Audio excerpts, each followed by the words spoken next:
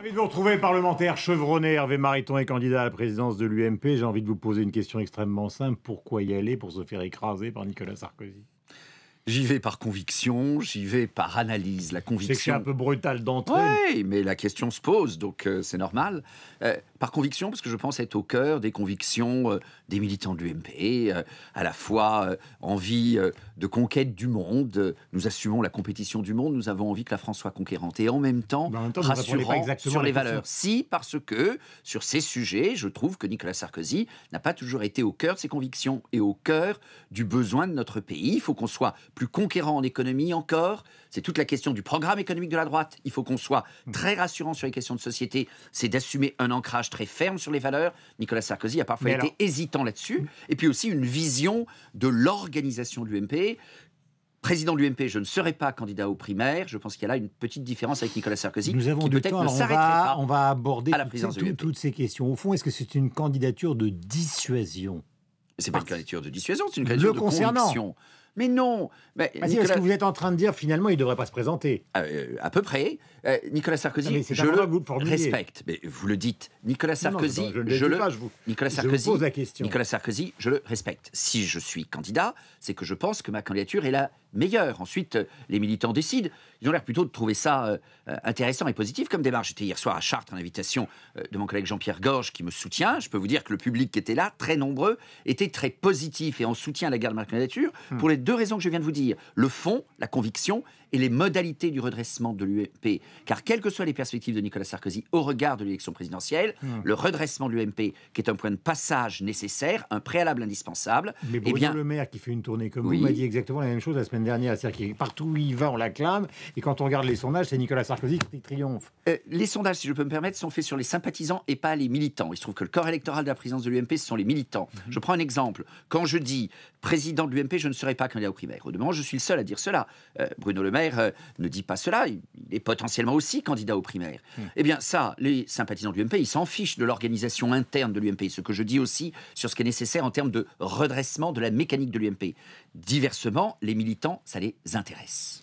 Est-ce que vous considérez justement, parce que je reviens à cette question, qu'il faudrait que Nicolas Sarkozy ne se présente pas? Et pourquoi? Parce que je ne trouve pas très clair. Mais si, je suis extrêmement clair. Je pense que Nicolas Sarkozy peut être candidat, évidemment, aux primaires. Il a peut-être envie. Il est libre, exactement. Il a peut-être envie. Il est libre.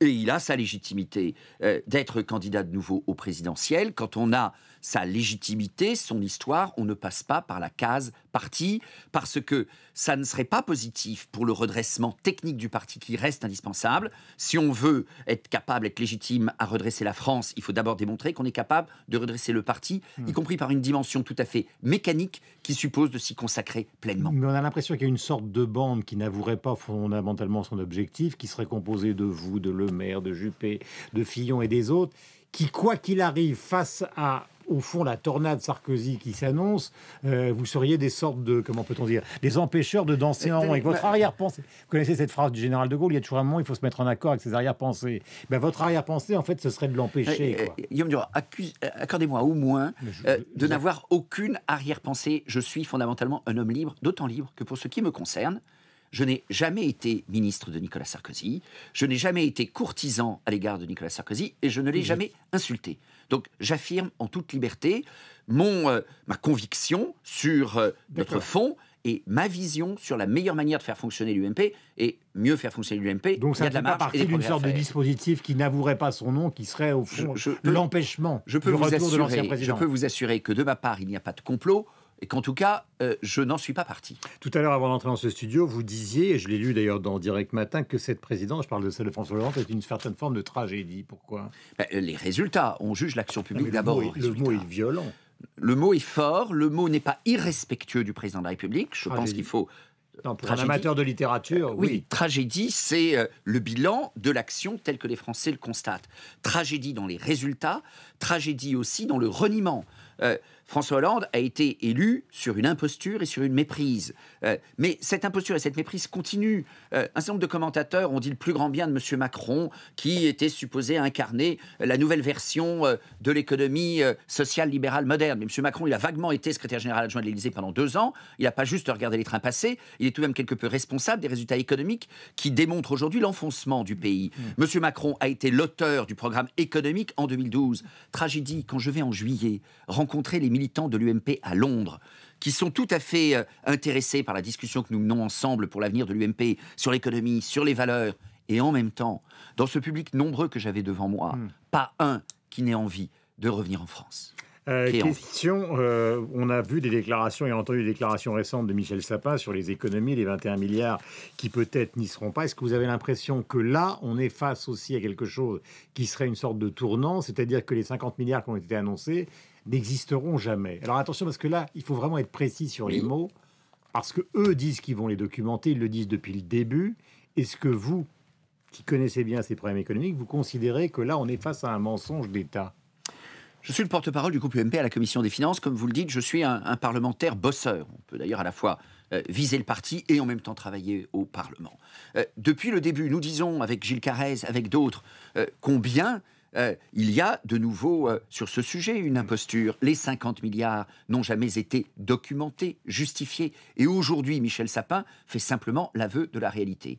Et plutôt que de le faire au moment de la présentation du budget, un mercredi de fin septembre, il le fait au début du mois de septembre. Ça permet d'avouer la vérité en plus fine. Mais Hervé Mariton, est-ce que vous nous dites solennellement ce matin que les 50 milliards, il n'y a jamais eu, sauf dans des projets, et il n'y en aura jamais? Mais 50 milliards... Non, les 50 milliards... Est-ce qu'ils vont forcément vous répondre? Ils vous écoutent ce les matin. 50 milliards, j'espère. Les 50 milliards, le gouvernement n'y a jamais cru. Les 50 milliards, le gouvernement ne les a jamais justifiés. Les 50 milliards, évidemment qu'il faudra les faire. Il faudra aller au-delà. Tout à l'heure, Guillaume Tabar était sur votre antenne.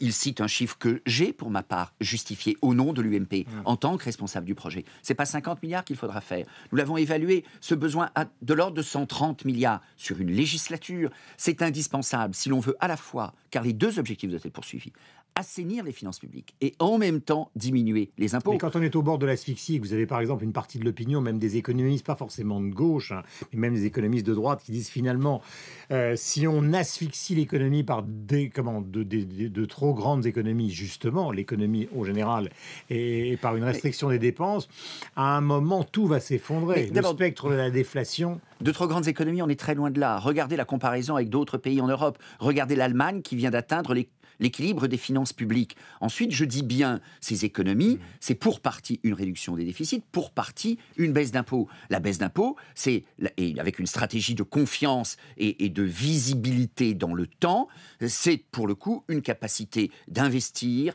et de consommer. C'est bon pour notre économie. Est-ce que vous considérez que Manuel Valls a la moindre chance de rester longtemps à Matignon? Ça peut marcher, parce que Manuel Valls est un homme de com. Je n'ai aucune confiance dans l'action au fond de Manuel Valls. Je ne connais rien des convictions de Manuel Valls et personne n'en connaît rien. Sur les 35 heures, Manuel Valls en 2011, vous les détricoter. Manuel Valls à La Rochelle, il y a quelques jours, dit qu'il faut les maintenir. Forcément. Manuel Valls... Il est face à ses troupes.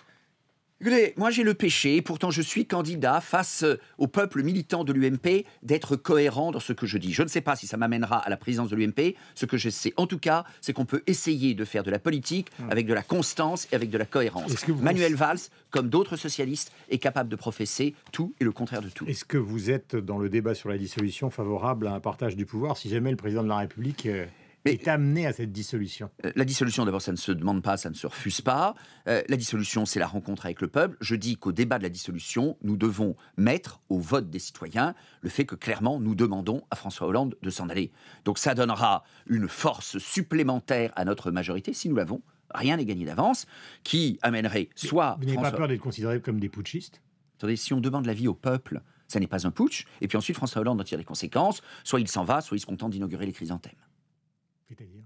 Eh bien, attendez, je considère que nous ne pouvons pas revivre la séquence de 86, par exemple, où un certain nombre de décisions ont dû être négociées entre Édouard Balladur et François Mitterrand. Il y a beaucoup de choses courageuses, utiles pour le pays, de libération des énergies et de l'économie qui ont été réalisées entre 86 et 88. Pour autant, le rythme a été considérablement ralenti par François Mitterrand à l'époque. Que quand je ne veux plus de ça.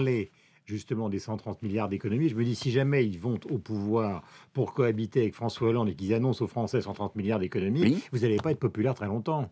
Mais Et il donc faut vous l'annoncer. perdrez forcément la présidentielle. Et donc le calcul politique, il est peut-être là. Non, on ne joue pas à qui perd gagne. Votre question est tout à fait essentielle. Premièrement, nous devons annoncer la couleur avant. Si on veut faire des choses courageuses dont le pays a besoin, il faut annoncer la couleur avant. Regardez Cameron en Angleterre, en 2010. Cameron a pu faire des choses depuis 2010, parce qu'il l'a fait sans ambiguïté. Cameron a dit ce qu'il allait faire. Il a dit les économies considérables de dépenses publiques qu'il allait réaliser. Ça a été difficile, et puis maintenant, l'économie britannique se redresse. Concernant justement les emplois, qui est tellement éloigné au fond d'un système français que vous connaissez bien et que d'une certaine manière vous approuvez, qu'on voit très mal comment ça pourrait marcher en France. Mais il faut expliquer les choses, il faut donner le diagnostic. Quand on prétend, en 2003, Raffarin, réformer le régime des intermittents du spectacle sans expliquer la donne en amont, ça finit par coincer. Donc en effet, même si on veut agir vigoureusement, rapidement, fermement, il y a tout un travail de pédagogie, de méthode du changement, de méthode de la réforme.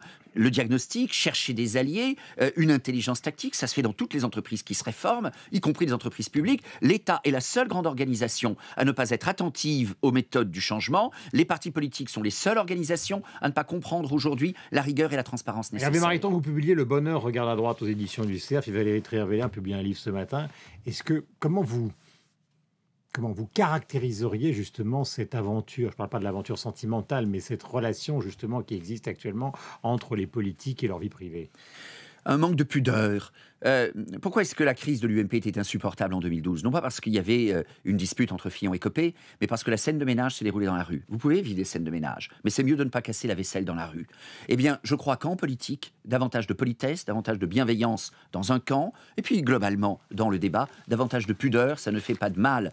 Nous avons besoin, l'autre jour, Natacha Polony écrivait un très joli papier sur la ferveur et la vergogne. On a besoin d'enthousiasme, on a besoin de ferveur dans la vie politique, on a besoin d'y croire. Quand vous m'expliquiez il y a quelques minutes qu'au fond, la cohabitation, ça se terminerait par la défaite, parce que nécessairement, l'exercice du pouvoir conduit à la défaite. Mais c'est horrible. Ça veut dire en réalité qu'on ne croit pas en ce qu'on propose. Ça veut dire qu'en réalité, quand nous voulons agir en politique, on se condamnerait à l'échec. Non. Mais ça veut dire alors qu'il faut être très clair, très confiant, en confiance avec les Français, qu'en même temps, il faut faire preuve d'une certaine pudeur. Et Valérie Trierweiler est une journaliste de très grand talent. Mais je trouve dommage d'aller raconter ce qui est tout de même fondamentalement un épisode important de sa vie privée, comme cela, sur la place publique. Le livre d'Hervé Mariton s'appelle Le Bonheur regarde à droite. Il est publié aux éditions. C'est un livre du CERF. d'enthousiasme, de ferveur et de pudeur. Merci beaucoup.